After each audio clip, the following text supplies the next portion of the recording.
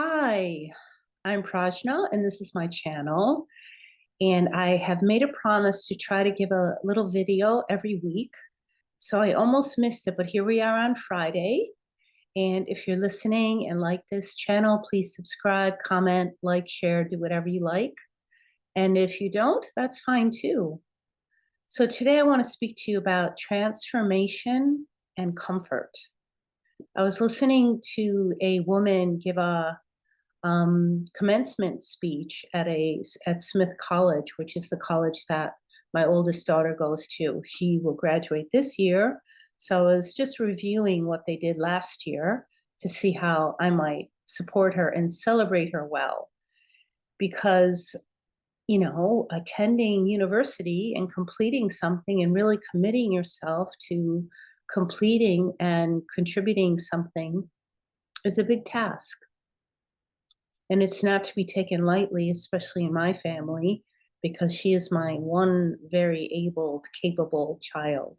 So I like to celebrate her, even though I celebrate my other daughters in different ways. So transformation. How does transformation happen? I mean, there's many different ways in which we can transform. The one that I'm most interested in is the type of transformation that allows us to heal from something, to mend something that's been fractured or wounded in a way that it releases or softens former patterns so that we can live life in a different way, in a transformed way.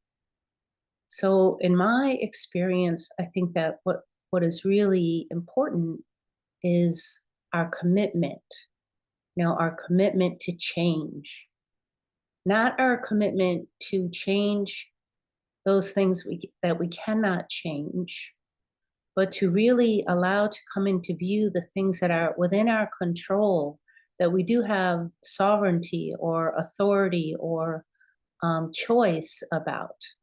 Some things we don't have choice in one moment, but maybe we see later on that we do. So how do we just take one step at a time?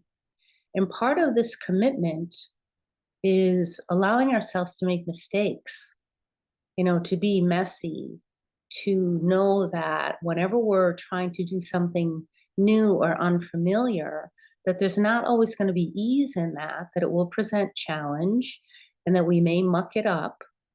And so can we give ourselves permission to fail at something? And why is that so important, to give yourself permission to fail or not have something turn out in the ideal way or the way you would have wished for?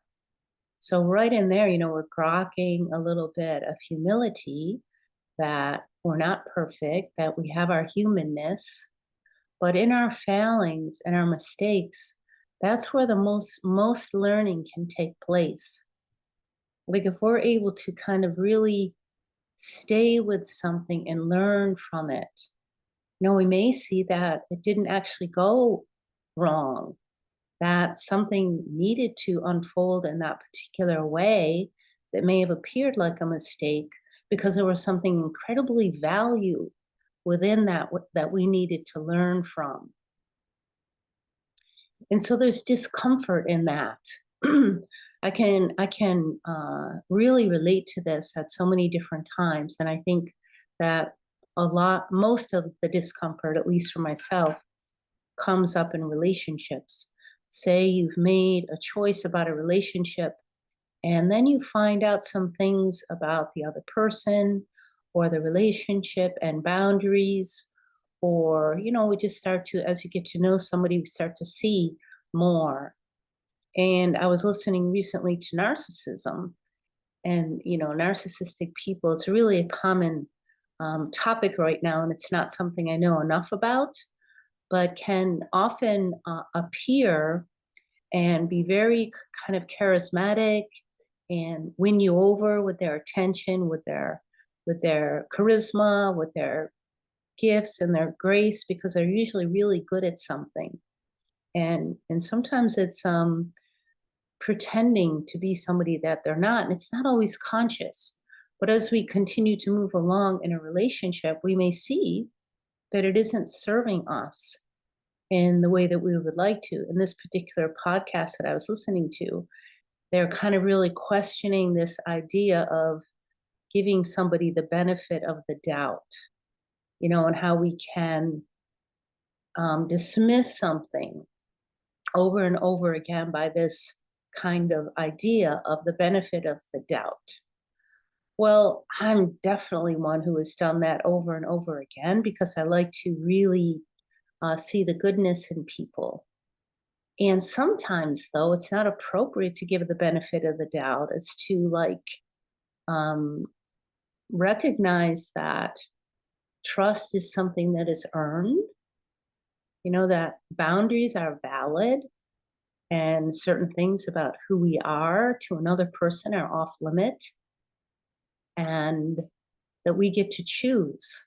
So if we make a decision in a relationship, I had this recently with somebody that was working with me, and there was something going on, and she's working with my daughter. And my daughter is learning to be an advocate for herself and to speak up for her needs and really sense, what feels right to her. So if she comes to me and something doesn't feel right, I'm going to listen to that, because what I know is she may not be able to directly say this to a person. Sometimes I can't even do that, right? So she comes to me. So I kind of was just observing and paying attention to that dynamic for a while and recognizing, her experience was valid. And what this meant is that we needed to let this other person go because they couldn't see it in themselves and they couldn't see the harm that was happening.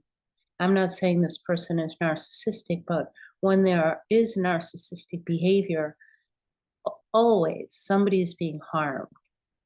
Whether it's intentional or not, I'm not sure. I don't know enough about that.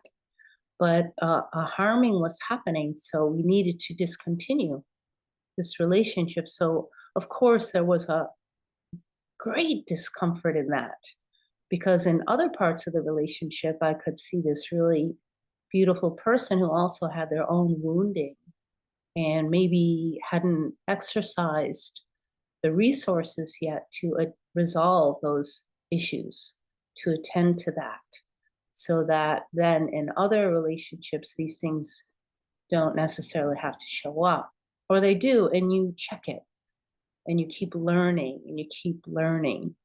So if we keep ourselves back from relationships or opportunities that are presented to us because we're afraid we're going to mess it up, then we're really depriving ourselves of an opportunity to learn, grow, and truly transform. Because so much of how we're organized has to do with our early conditioning, early attachment relationships, and how things were handled in our earliest environments. And it can take some time to soften those wounds and to mend and repair so that we engage in different kinds of relationships, not just narcissistic people. So I learned have a lot of transactional relationships. They don't really meet somebody from a place of intimacy because that isn't something that they know. And it can look very flowery and sound really good and look really good.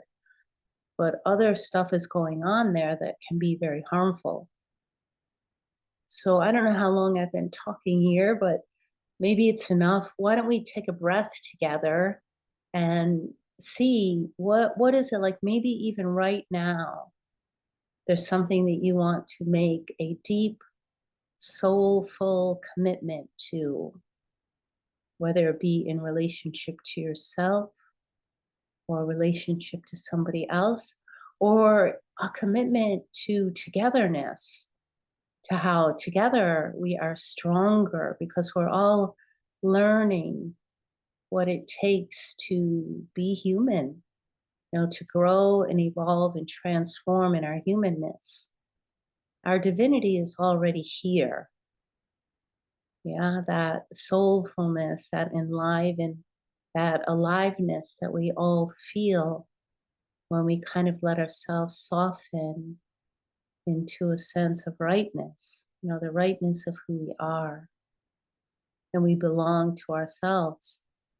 Then we can stand together with others and learn from each other. I just started, and then I'm going to end after this little piece.